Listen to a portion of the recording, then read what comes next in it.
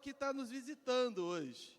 Tem alguns, né? Quem está nos visitando, levanta a mão assim, ó. Quem está nos visitando hoje, ó. Não, a irmã não está visitando.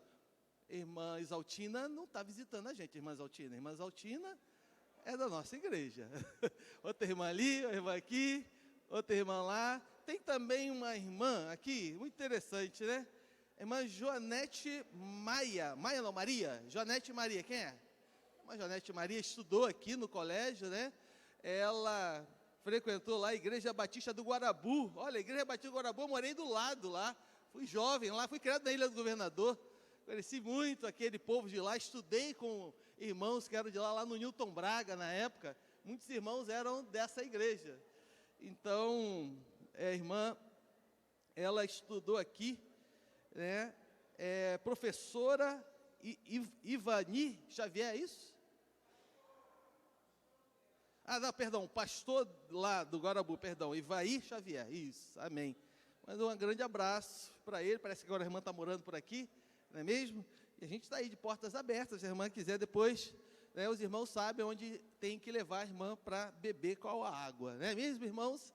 Amém. Meus queridos, nessa manhã eu quero trazer uma palavra que vá realmente de encontro ao nosso coração, porque toda palavra que vem de Deus, ela precisa ir de encontro ao nosso coração. E ao mesmo tempo precisamos perceber e como anda a nossa vida, se de fato temos permitido que essa palavra conduza a nossa vida.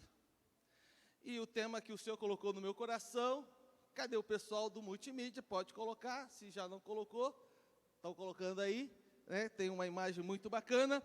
Qual espírito tem dominado sua vida? Repete comigo. Qual espírito tem dominado sua vida? E é muito clássica a imagem, né, que nós vemos na nossa tradição cristã, essa figura em que o homem, a mulher, o ser humano, sendo influenciado por um anjinho e um diabinho, que é a imagem que nós estamos colocando ali para ilustrar o tema da mensagem de hoje.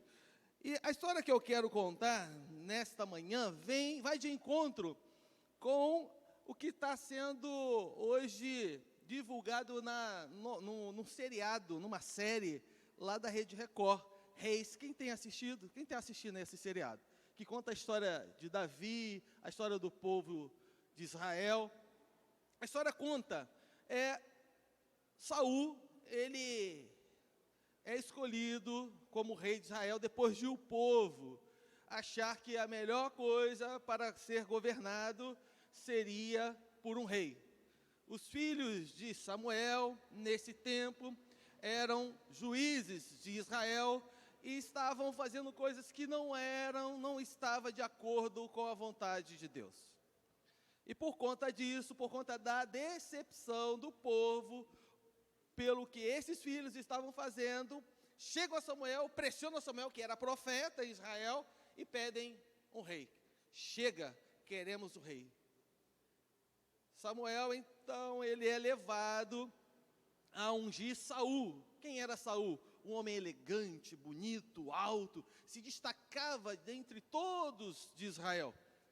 E ele começa a governar. Essa história você vai encontrar lá no livro de 1 Samuel 8 em diante. Eu vou ler alguns versículos apenas, para a gente ganhar tempo. Deixa eu marcar meu tempo, né, o meu presente que eu ganhei aqui, né, tem que marcar, né, senão, né, o tempo, senão eu vou me perder.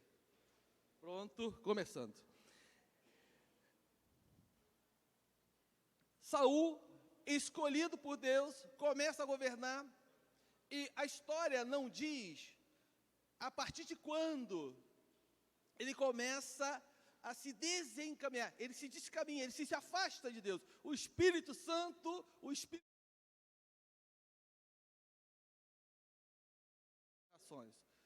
atitudes, decisões que acabam trazendo o mal sobre o povo de Israel. E o Espírito de Deus se afasta, de modo que ainda ele reinando, ele ainda governando, ele já é substituído. Davi é ungido rei. E fica aí a primeira lição para nós. Pode ser que você hoje possa estar numa situação de liderança como eu, pastor, mas pode ser que Deus já ungiu o seu substituto. Você sabia disso? E é isso que nós vamos estar falando em função das decisões e daquilo que Saul fez. Passou em Saul um espírito do mal. E esse espírito do mal fazia com que ele ficasse completamente fora de si. Ele se apresentava diante de todos como uma outra personalidade, como se fosse uma outra pessoa. Quando descobrem isso, oferecem a ele a oportunidade para acalmar aquele espírito do mal na vida dele, que alguém toque harpa. Nesse tempo, vem Davi. Davi é escolhido, porque Davi também era um grande músico do seu tempo. Davi era um poeta. Davi escreve a maior parte dos salmos profundos, que nos fazem nos deleitar na presença do Senhor. E no capítulo 14 e 16, lá de Samuel, 1 Samuel 16, nós vamos encontrar no finalzinho. Os irmãos podem passar direto batida aí nesses versículos, tá? Só lá no finalzinho. E sempre que o espírito mau, enviado por Deus, vinha sobre Saul, Davi pegava a harpa e a dedilhava. Então Saul sentia alívio e se achava melhor, e o espírito mau se retirava dele. Bem, nessa série da Record, que a gente tem assistido, eu tenho procurado, até gravo, quando eu não estou em casa no horário, eu assisto. Nós temos visto essa história, temos convivido, aprendido, inclusive melhor até do que quando a gente lê. Quando a gente lê e vê, muito melhor. Por isso que o teatro da igreja é bacana. Você tem uma peça que retrata a mensagem, pois o conteúdo fica muito mais claro e mais fácil para as pessoas entenderem. Mas, meus irmãos, diante da leitura, me veio a reflexão sobre o que tem dominado o mundo, o espírito que tem dominado nossas vidas. Pois, muitas vezes, nós temos observado, às vezes, coisas do nada ficam completamente desorganizadas na nossa vida, de um certo ponto, mesmo diante de um momento que as coisas estejam tudo se conectando, acontecendo bem, de uma hora para outra parece que tudo muda. Quem já viu isso acontecer? Quem já viveu isso? Está andando tudo bem, daqui a pouco parece que as coisas complicam, e aí a gente começa a analisar e ver os nossos dias, né? Como hoje somos influenciados por todos os lados. Hoje somos influenciados pela TV, pela rádio, pela internet, a moda. Tudo, na verdade, tenta ditar regras para nós. Somos influenciados para as nossas escolhas. Muitas vezes as escolhas que nós nem queríamos, acabamos por escolher, porque somos manipulados, direcionados a isso. Em todo tempo somos confrontados contra, muitas vezes, as verdades absolutas de Deus. E aí eu quero, você jovem, você adolescente, você que está na faculdade, preste muito atenção no que eu vou falar agora. Porque hoje vivemos um tempo de desconstruções. Infelizmente, verdades absolutas que acreditávamos, que a gente acredita e que rege a nossa vida, hoje estão sendo desconstruídos nesses ambientes. Por isso, hoje nós vamos encontrar uma grande nuvem, né, de multidão de jovens, quando entram na faculdade, vão para o ensino superior e algumas instituições de ensino também. Acabam se desviando, porque fala-se para eles o seguinte: olha, não existe mais verdades absolutas. Essa história de Deus que contaram para você, desde quando você era criança, é mentira. Isso não existe, Deus não existe. E aí a gente começa toda uma análise que eu quero compartilhar para vocês, porque eles utilizam exatamente uma verdade absoluta para desconstruir a verdade absoluta. Então, o que eles falam está contradizendo exatamente aquilo que eles acabam de afirmar. Usam os nossos argumentos para desconstruir a nossa fé. É isso que acontece. Infelizmente, alguns jovens que faltaram aí à escola bíblica, né, irmã Letícia, não estão caminhando bem, não se construíram muito bem ainda na sua fé, ficam vulneráveis. Chegando a esse momento, são completamente absorvidos por essa tendência, esse ensino, essa forma de tentativa de desconstruir a nossa fé. Caindo exatamente nessa história da carochinha, né? Falando que o que nós aprendemos durante toda a nossa vida, olha, desconstrói o que os pais constroem, desconstrói o que a igreja construiu, desconstrói milênio, né? 2 milênios de história. Eles desconstroem e olha que são muito eficientes. Muitos em 30 minutos de aula já se dizem ateus, nos seus primeiros dias de faculdade. Eles usam ferramentas muito conhecidas aí da neurolinguística, chamada dissonância cognitiva, onde verdades são desconstruídas, são técnicas, que infelizmente têm sido muito bem sucedidos na vida de alguns jovens. Alguns que ainda ousam, têm coragem, passaram bem na fase aqui na igreja, ou onde ele passou, ensinado ali pela escola bíblica, né, quando esboçam algum argumento contrário e não estão muito bem fundamentados, logo são escarnecidos, colocados de lado, acabam também vivendo o bullying, de modo que muitos que passam pela faculdade e não têm argumentos para poder confrontar esses contra-argumentos, essas verdades que tentam desconstruir, as verdades que aprendemos, preferem ficar calados, vivem no oculto. Eu passei por isso na faculdade, estudei Direito, e vivi essa realidade. Me lembro que, quando a professora de TGE, Teoria Geral do Estado, começou a falar isso, e eu me levantei para poder estar falando, olha, quanto fui hostilizado. Infelizmente, essa é a realidade que nós vivemos. E eu quero falar para você, meu irmão, minha irmã jovem, adolescente, eu quero perguntar para você, você está preparado para enfrentar essa guerra lá fora? Professores sabem o que eu estou falando. Eu quero prosseguir nessa mensagem fazendo a seguinte pergunta: quem tem poder para mudar o homem? Pode responder.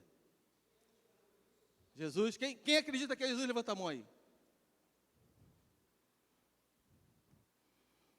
Eu quero frustrar vocês. Espírito Santo, que seria essa resposta, não tem poder para mudar a nós. E durante a mensagem vocês vão entender por quê. Porque se não fosse assim, nós estaríamos negando uma outra lei de Deus, que é a lei do livre-arbítrio, que é a lei da minha livre escolha. Eu escolho aquilo que eu quero. E você, no final, fique comigo aí, você que está pela internet, não se assuste, mas é isso mesmo que você acabou de ouvir. Para descobrir quem tem influenciado a nossa vida, precisamos entender: somente o homem tem o poder de mudar ele mesmo. Está lá? É isso aí mesmo. Olha o que diz, olha o versículo bíblico que está lá em João 16, 7 e 8. Vou ler para os irmãos, prestem atenção e tomem nota. Mas eu lhes digo a verdade, é melhor para vocês que eu vá, porque se eu não for, o Consolador não virá para vocês, mas se eu for, eu o enviarei a vocês. Quando ele vier, repete comigo, convém. Está lá não? Vamos lá? Repete. Vamos ler aquele parte que está escrito ali, está sublinha.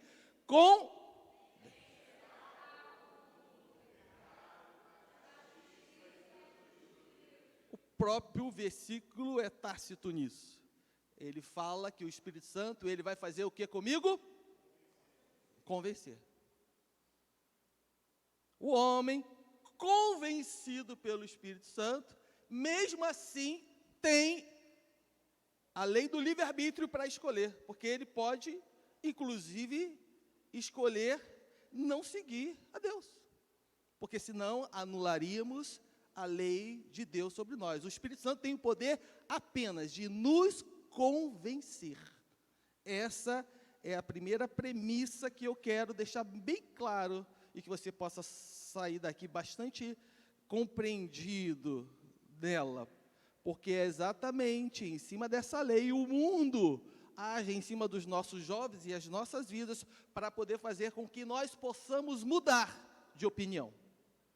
É isso que acontece no mundo. Pode um cristão tomar uma decisão que o leve para longe de Deus, diante dessa premissa? Pode ou não pode? Sim, pode. Do contrário, não haveria, hoje no mundo, pessoas desviadas do caminho dele. Um dia andaram com Deus, mas em um certo momento, mesmo diante de todo o convencimento, eles passam a fazer escolhas que é completamente contrário à sua fé. Eles preferem outras coisas. Aconteceu isso com o povo de Deus, ao qual Deus abriu o mar vermelho para eles, e Deus tinha falado, não se misture com as moabitas, não se misture com os povos que vocês vão encontrar pelo caminho. E o que o povo de Deus fez? Se envolvia. E cada vez mais atraía o mal, atraía a maldição sobre si, trazendo prejuízo assim sobre toda uma nação. Depois que o homem for convencido pelo Espírito Santo, ele terá uma escolha a fazer, seguir a Jesus ou não, pois você tem o direito ao livre-arbítrio. Davi, mesmo sendo um homem segundo o coração de Deus, o que ele cometeu? Adultério. Não foi?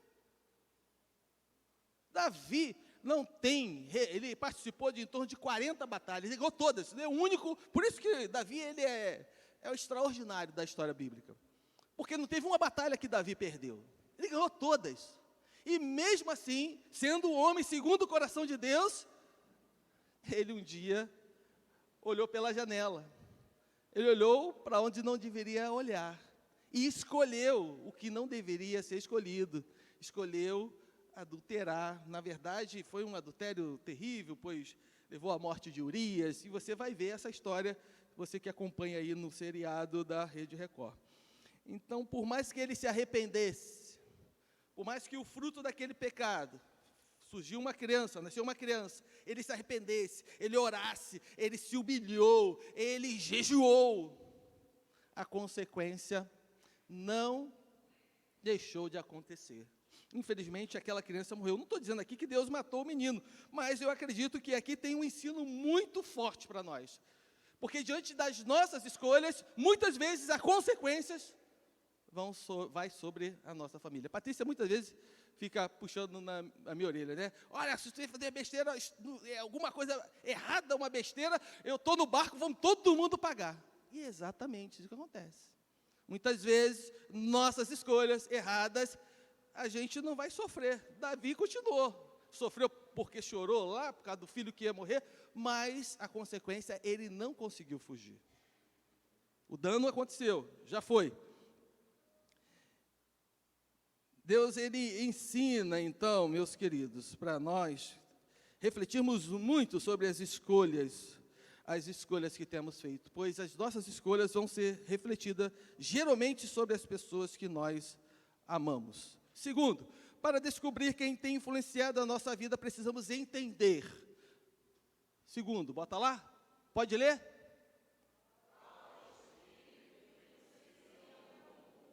Qual espírito tem influenciado o mundo? Aí a gente vai recorrer aos evangelhos. João 10:10, ele diz o quê? O ladrão.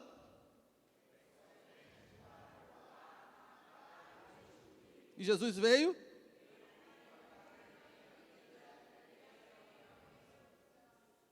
Olha o que vai dizer ainda João 43 e 44. Porque vocês não compreendem a minha linguagem. É porque vocês são incapazes de ouvir a minha palavra. Vocês são do diabo, que é o pai de vocês, e querem satisfazer os desejos dele. Ele foi assassino desde o princípio e jamais se firmou na verdade, porque nele não há verdade. Quando ele profere mentira, fala do que lhe é próprio, porque é mentiroso e pai da mentira. Jesus está no embate ali, o embate contra os líderes religiosos, aqueles que tinham o poder de determinar a interpretação da lei de Deus. Aqueles que cresceram no templo, aqueles que viviam estudando a palavra de Deus. Confrontados por Jesus, eles não conseguiam, com seus argumentos, permanecer de pé na sua fé. Não conseguiam se sustentar na ideologia que eles mesmos pregavam. Receberam de seus pais e interpretavam a palavra a seu bel prazer, para satisfazer a sua vontade, para dirigir a vida da nação.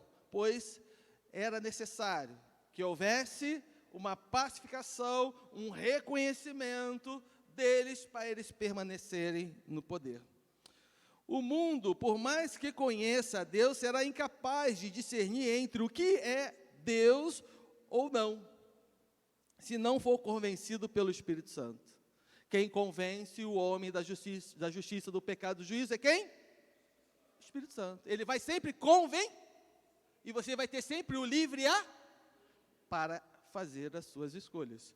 E se você escolher de maneira errada, as consequências do seu erro poderão vir sobre seus filhos, sobre a sua família, sobre as pessoas que você mais ama.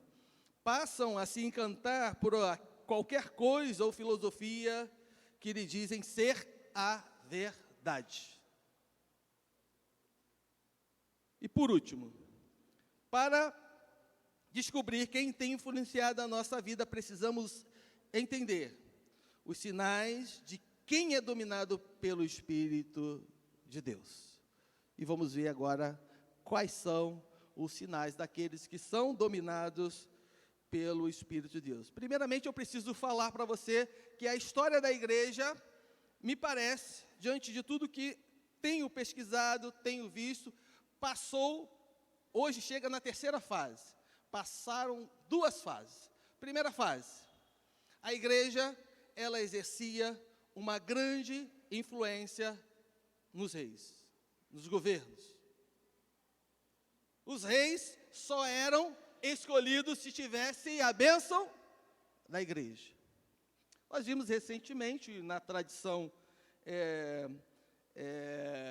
da igreja anglicana, né, agora no mês passado, a morte da rainha Elizabeth, ao qual você viu todo aquele cerimonial de sepultamento, que durou aí em torno de uns 15 dias, se eu não me engano, foram 2 semanas, e toda a igreja anglicana, que é uma igreja cristã também, e que mostra o quanto a igreja, na verdade, retomou a história, né? Nos fez olhar lá para a história, aquilo que a gente acompanha em filmes, principalmente da era medieval, né, dos príncipes, dos reis, dos governantes daquele tempo, tendo sempre a figura ali de um religioso orientando, e muitas vezes o religioso, e essa imagem que nós vimos do início do anjinho e o diabinho, ela vai retratar aquela época medieval em que, enquanto ele está de um lado ali buscando a ajuda, a direção, né, do líder religioso cristão, por trás tem ali o mágico, né, aquele que faz, no nossa realidade aqui, né, aquelas magias espíritas, toda coisa para poder dar direção ao reino.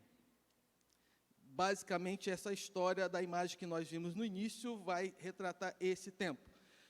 Como eu ia falando, existiram 3 fases, estamos na terceira. Primeira fase, então, nós falamos, a igreja exercia muita influência no Estado. A segunda fase, rompimento da igreja com o Estado. Filosofia se separa da teologia, então a ciência passa a ocupar um lugar preponderante na sociedade. E esse lugar, então, encoraja os reis a se separarem da igreja. E a igreja, ela perde a sua influência. Eu chamo esse tempo e o tempo em que a igreja perde a sua influência sobre o Estado. Os reis baniram a igreja do seu governo. E hoje, o que acontece? Passados aí em torno, pouco mais de 200 anos, né, a igreja, quando fala a igreja, o cristianismo, não perdeu a sua influência. Aonde a igreja ainda não perdeu a sua influência? Aonde? Na sociedade. Por mais que se pregue contra Deus, mais hoje o homem sente sede de ser alimentado por esse Deus. Por isso que você está aqui. Porque o Espírito Santo do Senhor ainda não foi retirado do mundo. E essa é uma grande evidência, que ainda estamos no tempo da igreja. Porque o Espírito Santo te convence. O Espírito Santo nos convence a buscar a Deus para seguirmos na nossa jornada. E parabenizo a você que você tem feito a escolha certa. Por isso você está aqui. Mas a fase que nós estamos hoje é a fase em que é a igreja que ainda tem esse grande poder na sociedade, de influência, de domínio sobre as pessoas. Os governos agora se aproximam. Os reis, eu chamo que é um tempo em que o Estado quer usar a influência que a igreja tem sobre as pessoas para governar as sociedades.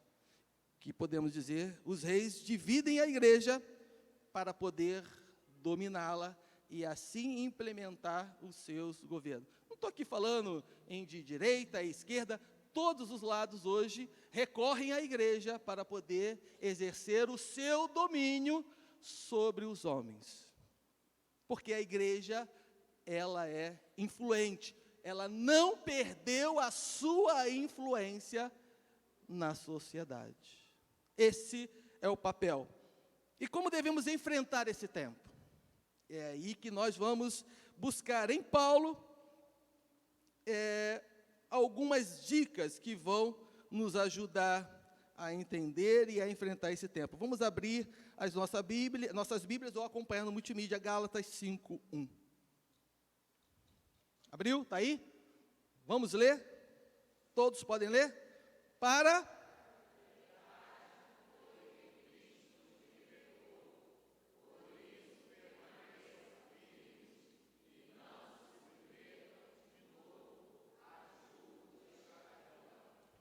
Paulo, ele escreve aos Gálatas, que é uma das províncias romanas, em que está acontecendo um grande rebuliço por conta da igreja. A igreja exercendo influência na sociedade, Roma sentindo que está perdendo o poder. Mas Paulo, ele em momento algum, ele chega para a igreja e fala, gente, vamos enfrentar César, vamos invadir o palácio, vamos fazer isso, vamos... Não, pelo contrário. Paulo ensina com mansidão que a gente apenas não pode se submeter a um novo jugo de escravidão. O que ele está alertando? Além da sociedade, porque o cristão perdia o seu direito de cidadão. O cristão, muitas vezes, era levado a esse estado na sociedade de escravo. E ele está alertando a igreja que já era um peso grande demais ser escravo no mundo. E que se a gente não tomasse cuidado, fôssemos também escravos do pecado, seria mais uma escravidão que iria perturbar a nossa vida, trazendo alguns danos e alguns prejuízos. Ser livre é não viver sobre as promessas dos homens. Em outras palavras, Paulo está falando. Devemos guardar nossos valores, é o que Paulo está ensinando para nós. Guardar nossos valores, nossos princípios de família que aprendemos, princípios cristãos que temos recebido dos nossos antepassados, que nos permitiram chegar até aqui. A partir do momento que esses princípios, eles são corrompidos, a partir desses princípios sejam deturpados, aí nós estamos correndo riscos. E ele vai continuar. Pois são essas verdades que tentam destruir a verdade absoluta de Deus. Tentam desconstruir a verdade absoluta de Deus com uma outra verdade absoluta, anulando assim, tornando totalmente incoerente as suas verdades. Pois sempre Deus prevaleceu e vai continuar prevalecendo na história da humanidade. Nós somos livres para fazer escolhas, mas essa liberdade, ela é mediada pelo amor. É outro ensino que Paulo vai falar, Gálatas 5, 13 e 15, que diz assim: porque vocês, irmãos, foram chamados à liberdade, mas não usem a liberdade para dar ocasião à carne. Pelo contrário, sejam servos uns dos outros pelo amor, porque toda a lei se cumpre em um só preceito, a saber, ame o seu próximo como a você mesmo. Mas se vocês ficam mordendo e devorando uns aos outros, tenham cuidado para que não sejam mutuamente destruídos. E você precisa ficar muito atento quando você é colocado de contra a opinião do seu irmão, contra a sua própria fé. Porque Paulo está alertando sobre isso aqui, pois aqui está a destruição. Em outras palavras, Jesus ainda alertou: pode um reino dividido subsistir? Não, não pode. Quem deseja qualquer mal acontecendo em sua própria vida? Você deseja o mal para você? Eu não quero o mal para mim. Se eu não quero para mim, eu não posso desejar para você também não. Minha filha agora, recentemente, a Abel, foi assaltada. Eu não quero que nenhum filho dos irmãos passe o que eu passei. O cara botou a arma na cara da minha filha, falando que ia matar ela. Ela se urinou toda, porque ela nunca viveu aquela realidade. Fiquei apavorado. Eu quero essa realidade para a sua vida? Eu não quero para você. Da mesma forma, eu não quero que você fique desempregado, sem salário, que você fique à mercê do mundo. Não quero, porque eu não desejo isso para mim. Essa é a lei que nos rege. Eu desejo ao próximo aquilo que eu desejo para mim mesmo. E por entender a lei do amor, me comporto dessa forma, desejando o próximo aquilo que desejo para mim. Paulo, ele vai, diante disso, encerrar ensinando as duas leis, mas assim, tão clara, tão clássica, que parece que está falando para nós hoje. Mesmo um texto escrito há mais de 2000 anos. Olha o que ele vai falar lá em Gálatas 5, 19 e 20, falando como nós devemos viver no Espírito, gerando seus frutos, fugindo da satisfação e dos desejos da carne. Aí ele vai colocar as obras da carne e as obras da lei. Gálatas 5, 19 e 21, ele fala sobre as obras da carne. Ora, as obras da carne são conhecidas e são imoralidade sexual, impureza, libertinagem, idolatria, feitiçarias, inimizades, rixas, ciúmes, írias, discórdias, divisões, facções, invejas, bebedeiras, orgias e coisas semelhantes a esta. Declaro a vocês, como antes já os preveni, que os que praticam tais coisas não, olha a sentença, os que praticam tais coisas não. Pode um cristão fazer essa escolha? De acordo com tudo que nós falamos aqui, de acordo com a lei do livre-arbítrio, de acordo com o falar do Espírito Santo no nosso coração? Pode o cristão escolher errado? Pode. E por último, para concluirmos essa mensagem, não estando, meus irmãos, sobre o domínio de Deus, aqueles que ficam e se regem dominados pela carne, mas existem aqueles que são dominados pelo Espírito. E olha quais são as obras do Espírito que Paulo nos ensina.